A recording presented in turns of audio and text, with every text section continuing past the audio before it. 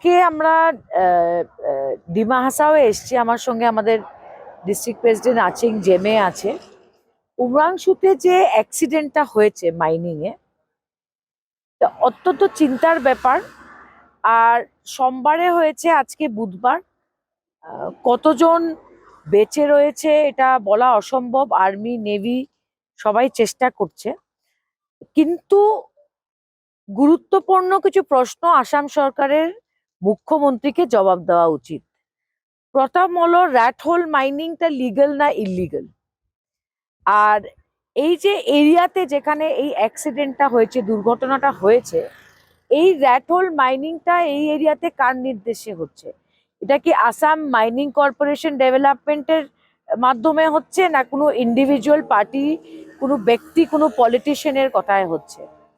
Second thing, rat hole mining এ যারা কাজ করে, যারা মাইনিং এ গিয়ে ঢুকে গিয়ে এত রিস্ক নিয়ে কাজ করে, ওদের লাইফের সিকিউরিটির জন্য মাইনিং মিনিস্টার কি চিন্তা ভাবনা করছেন এবং কি পদক্ষেপ নেবেন?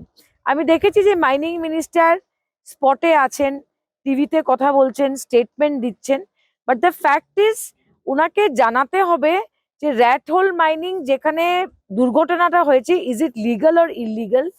আর যারা কর্মীরা, ওয়ার্কাররা ওখানে আজকে আমি মনে করি জানটা রিস্ক করে কাজ করছে, ওদের সুরক্ষার জন্য সরকার কি পদক্ষেপ নেবে?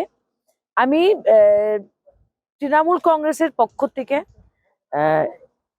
যারা এই কঠিন পরিস্থিতির মধ্যে আছেন, বোঝা যাচ্ছে না কতজন বেঁচে আছেন কিনা, ওদের পরিবারের প্রতি আমাদের সহানুভূতি, আমাদের সাপোর্ট রয়েছে।